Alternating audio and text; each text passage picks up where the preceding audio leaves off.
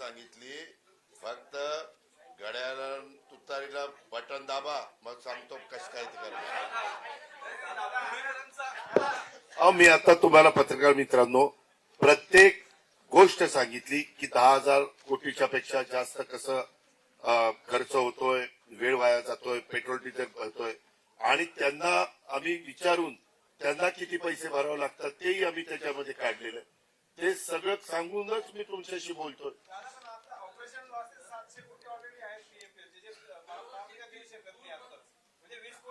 एक मिनिट, हे नाही केलं तरी ऑपरेशनल लॉसेस आहेत. हे केल्यानंतर पुढचे लॉसेस व्हायचं बंद होईल, हे बंद होईल ना. एक मिनिट, हे लॉसेस या एरियातले देणं बंद होईल. या संदर्भामध्ये 60% आता पीएमपीएमएल चालवायला पुणे महानगरपालिका खर्च करते, 40% पिंपरी चिंचवड महानगरपालिका खर्च करते आणि नवीन बसेस घेण्याच्या करता देखील 60-40च रेशो आहे. केंद्र सरकारच्या खूप मोठ्या योजना मध्ये आपण पाहिल्या, पंतप्रधानांनी पण ईव्हीएम आपल्या इलेक्ट्रिक बसच्या करता, ईव्ही बसच्या करता उद्घाटन केलेलं होतं आणि त्यामुळं इथून पुढं जसं उदाहरणच घ्या, 60,000 कोटी रुपये आमच्या शेतकऱ्यांचे विजेचे बिल थकलेली होती. आम्ही इथनं पुढे वीज माफी दिलेली आहे. ते 60,000 कोटी रुपये येतच नव्हते. येत होते का? नव्हते. त्यावेळेस तिथली बॅलन्स शीट करताना त्या कंपनीशी बोलून ज्या गोष्टी करायच्या त्या आम्ही तिथं करू. म्हणजे मी महावितरणचं सांगतो, तीच गोष्ट पीएमपीएमएलच्या बाबतीमध्ये करू, कारण हे सगळं व्यवस्थितपणे चालवायचंय. व्यवस्थितपणे चालवत असताना आत्ताचा 12,600 कोटीचा अर्थसंकल्प आपल्या पुण्याचा, तिकडचा वेगळा 9,600 कोटीचा, मग या वर्षी तर आणखीन वाढेल आणि त्याच्यातनं तेवढे पैसे काढून त्यांना देणं आणि या बाकीच्या तुम्ही लगेचच तुम्हाला परिणाम दिसेल. आज तुम्हाला इथल्या पत्रकार परिषदेला तुमच्या घरून किंवा तुमच्या ऑफिसमधनं यायला जेवढा वेळ लागला तो वेळ 1/4च होणार आहे. फक्त बटन दाबायचं आणि आमच्या हातात कारभार द्यायचा.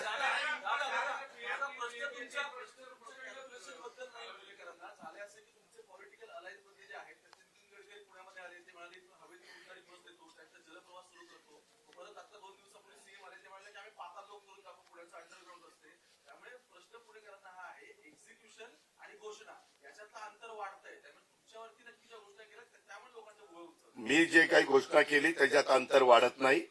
फक्त तिकीट न काढता जायचं, मेट्रोत बसायचं, तिकीट न काढता पीएमपीएमएल मध्ये बसायचं. त्याच्यात काय अंतर वाढतंय? कशाचं अंतर? फक्त खिशात हात न घालता जाऊन बसायचं.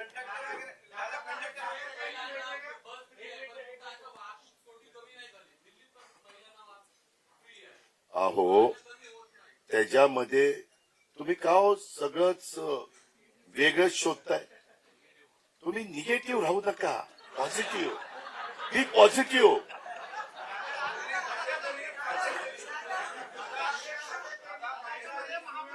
एकाने विचारा प्लीज, प्लीज. अरे एकाने विचारा.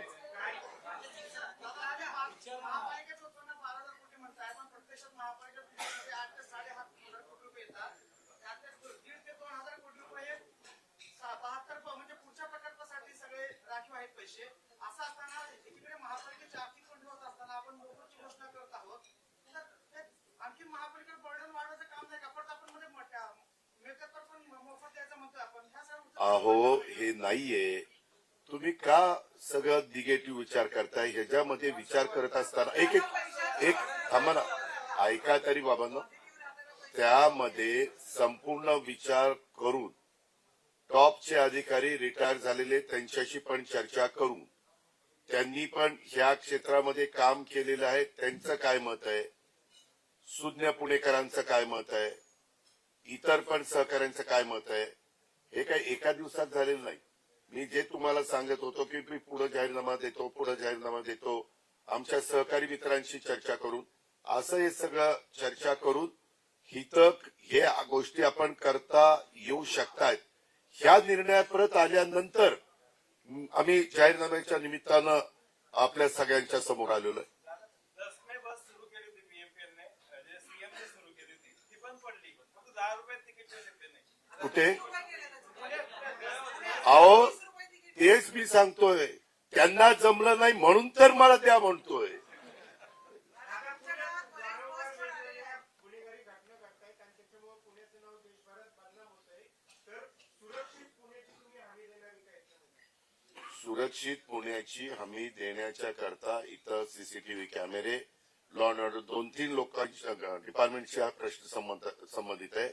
एक इथल्या सीसीटीव्ही कॅमेरे आणि बाकीच्या पण सुविधा नीटपणे द्याव्या लागतील आणि विशेष करून पोलीस यंत्रणा यांची मदत अतिशय मोठ्या प्रमाणावर त्या ठिकाणी घ्यावी लागेल.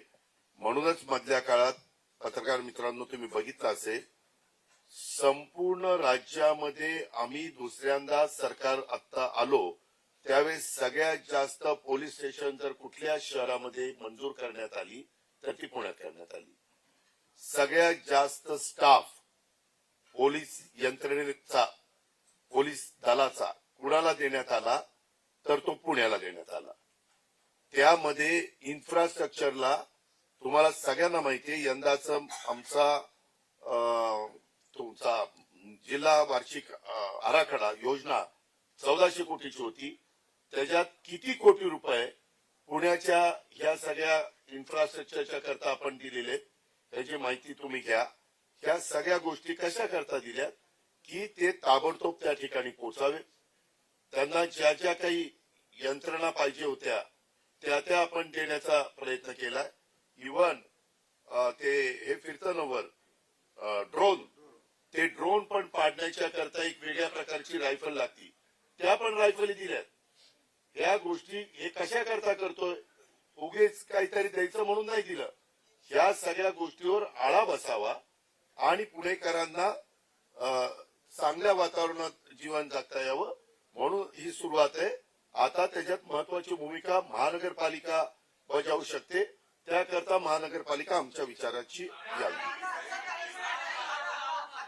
थांबा जरा, लाडकी बहीण बोलते. अरे थांब ना जरा.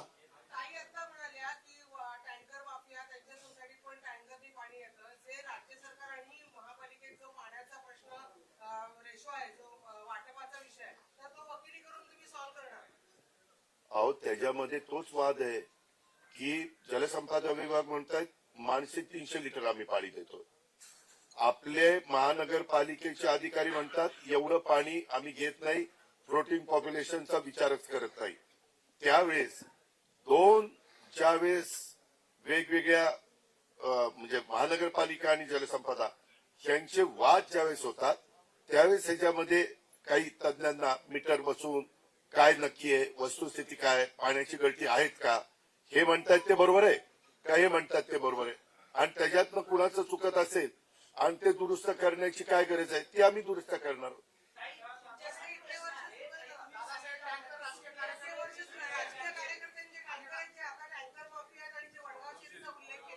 हेच सांगतो ना, ते आमचे आमदार तुम्हाला माहिती आहे ते शरीराने आमचे आमदार आहेत.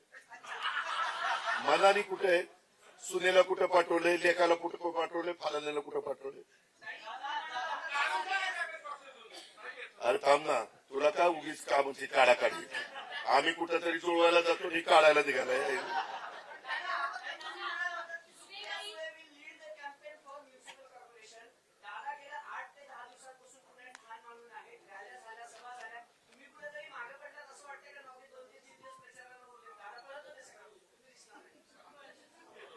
तिनं मला सांगितलं दादा तू मोठा भाऊ आहेस, तू पळायचं, मी तुझ्या मागे आहेच. तुम्ही मला सोशल मीडियावर फॉलो करता, गेले 8 दिवस मी कुठे आहे याचा थोडा अभ्यास करा.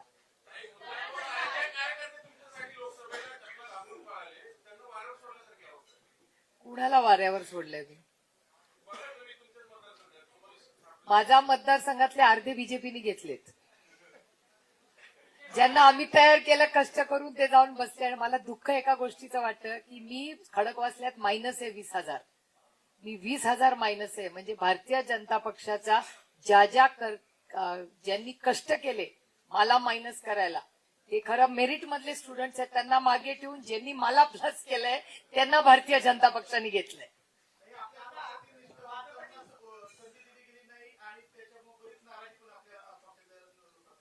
नाराजी जेव्हा आघाडी होते तेव्हा वाटाघाटींमध्ये या गोष्टी होत असतात, पण राष्ट्रवादी काँग्रेस दोन्ही पक्ष हा हे नेते केंद्रबिंदू नाहीयेत, हे आमचे सगळे कार्यकर्ते केंद्रबिंदू. एखादा दुखावला गेला असेल तर त्याच्या बरोबर जाऊन मार्ग काढून त्याचं करिअर जास्त कसं पुढे जाईल ह्याची सगळी जबाबदारी, जसे हे हमीपत्र आहे तसं तेही आमचं हमीपत्र आहे पक्ष, आणि म्हणूनच इतके वर्ष पक्ष आहे.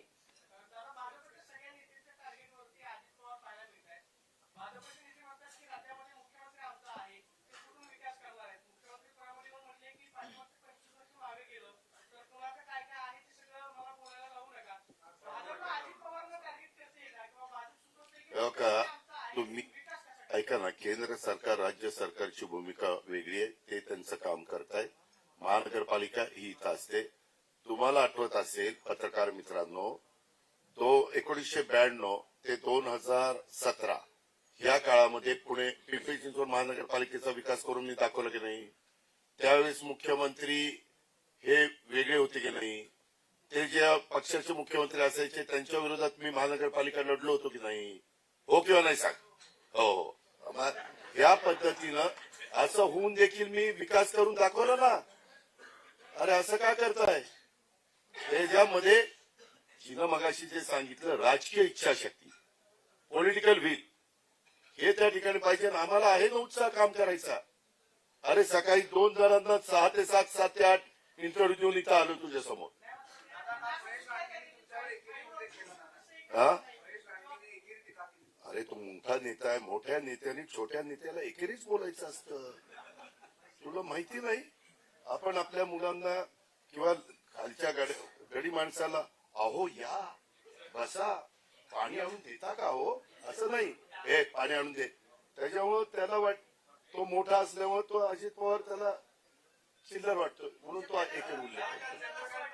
हा, ते मागेच सांगितलं सारखं आणली नाही, ते झालं ते झालं. जुना नाही विचारायचं, नवा नवा.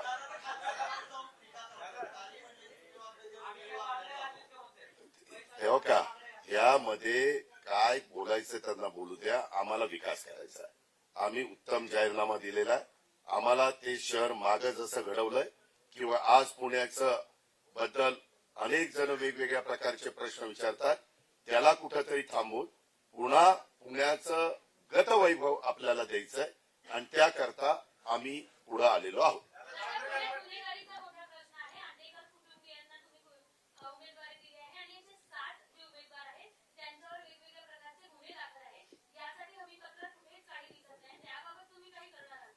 त्याबाबत ही गुन्हेगारी कमी करण्याच्या करता आम्ही मनापासूनचा प्रयत्न करणार आहोत.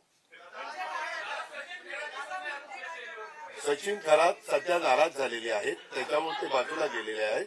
आणि ते बाजूला गेलेले असताना आमचे सीताराम गंगावणेजींनी ते जास्त जोमाने कामाला लागले, त्यांनी तर बसलेले आहेत.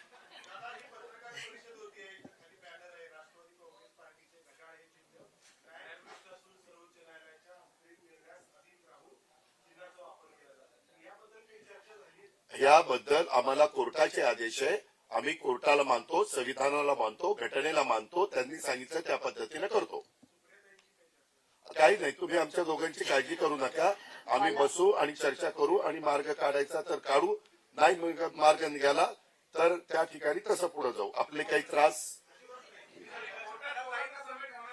मला 1-2 छोटे मुद्दे फक्त अनवेरी अकॅडमिक आणि अरे इतका चांगला जाहीरनामा दिला तुला नोटवर मला काय, कारण का हे जे दादांचं पहिलं प्रेस जर तुम्ही डिटेल ऐकली असेल, तुम्ही जे आर्थिक प्रश्न विचारले, आणि हे मी एवढ्यासाठी जाणते की आपण नगरपालिकेसाठी बसलोय म्हणून, आणि हा विषय खूप गंभीर आहे कारण का पुण्याच्या 5 वर्षाचा डेव्हलपमेंटचा हा विषय. त्याच्यामुळे आपण मी एक तुमच्या परवानगीने एक विषय मांडू इच्छिते की दादांनी एक स्पेसिफिक गोष्ट सांगितली, आणि ते तुमचा जो प्रश्न होता की हे खर्च कसं, तर दादांनी एक शब्द वापरला त्यांच्या प्रेसमध्ये, लिकेजेस बंद होते.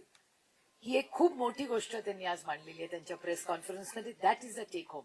जर लिकेजेस पूर्णपणे बंद झाले आणि टाइम बाउंड मॅनर मध्ये कॉस्ट एस्क्युलेशन जर प्रोजेक्टचं झालं नाही तर दादा जे म्हणतायत फुकट देणं किंवा ह्या ज्या सुविधा देणं ते देणं अवघड नाही. चॅलेंजेस कधी येतात जेव्हा कॉस्ट एस्केलेशन होतं आणि लिकेजेस होतात. ते स्पेसिफिकली म्हणाले की लिकेजेस बंद होतील. जर कुठलंही कॉर्पोरेशन बिना लिकेजेसचं झालं तर दादांनी सांगितलेला हा वचननामा जाहीरनामा हमीपत्र हे 100% इम्प्लिमेंट होऊ शकतं. आणि मी तुम्हाला पत्रकार मित्रांना सांगतो, लिकेजेस हे स्थानिक ठिकाणी आहे. पुन्हा त्याच्यात कुठं कुठं जोडाजोडी करू नका. या महानगरपालिकेमध्ये जे काही गडबड आहे, जी रिंग आहे, जे ठराविक कॉन्ट्रॅक्टरला डोळ्यासमोर ठेवून टेंडर पास केले जातात किंवा त्यांना प्री क्वालिफिकेशन करण्याच्या करता त्यांना सोयीचे असणारे नॉर्म्स टाकले जातात. हे ज्या काही गोष्टी आहेत त्या इतक्या तुम्हालाही सगळ्यांना माहिती आहे की तिथं काय काय चालतं. हे आपल्याला बंद करायचं. हे बंद केल्यानंतर मोठी बचत आपण करू शकतो. ती बचत आपण निश्चितपणे करणारच आहोत, कारण मागे आम्ही तशा पद्धतीनं करून दाखवलं आणि त्याच्यातनं हे सगळे प्रश्न आपण निकाली काढणार आहोत. बद्दल बोलत आहात तर त्याच्यामध्ये सरकारचे समाविष्ट जी गावं आहेत 32,000 जीएसटी येत नाही. पीएमआरडीए कडनं बांधकाम सुधारण्याचे पैसे वसूल केले जातात, त्याच्या जवळपास 700-800 कोटी ते पैसे येत नाहीत. त्याच्याप्रमाणे पीएमआरडीए कडनं पीएमपीचा जो पण हिस्सा आहे तो आहे त्यांच्याकडे वर्षाकडे त्याचे पैसे मिळत नाहीत. पाटबंदर विभाग महापालिकेने 700-800 कोटी रुपये एकंदरीत पुणे महापालिकेकडनं सगळे वसुलीला बसलेले आहेत. अशा वेळेस आपण लिकेज कसे हो का, आपण जसं म्हणता की इतके पैसे मागतात, जलसंपदाचं काढलं. जलसंपदा म्हणतं की आमच्याकडनं आमचा ह्यांनी पाणी जास्त वापरलंय, ह्यांचंच आम्हाला पैसे मिळाले पाहिजे असं ते काही ते वादाचे क्लिष्ट प्रश्न आहेत. जीएसटीच्या बद्दल मी जीएसटीचा प्रमुख आहे आज राज्याचा. मी कमिशनरला दोघांना बोलवीन, ज्यांचा याच्यातला गाढा अभ्यास आहे त्यांना बोलवीन, समोरासमोर चर्चा करून त्या ठिकाणी मार्ग काढीन. आपल्याला चर्चेतून मार्ग काढता येतो हे अनेकदा सिद्ध झालेलं आहे. म्हणूनच आम्ही सांगतोय की पुणेकरांनो, माझं आव्हान आहे की आपण या गोष्टीचा विचार अतिशय बारकाईनं करा आणि पुणेकरांना पुढच्या गोष्टी सोयीच्या होण्याच्या दृष्टिकोनातनं आम्हाला साथ द्या.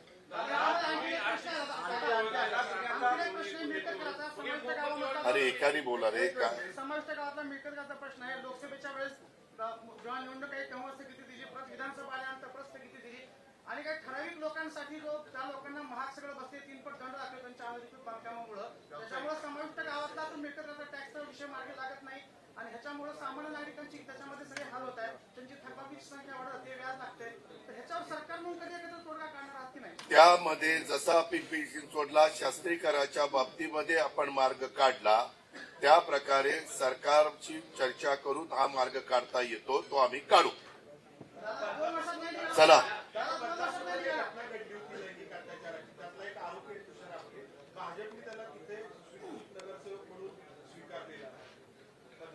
मी काय करू?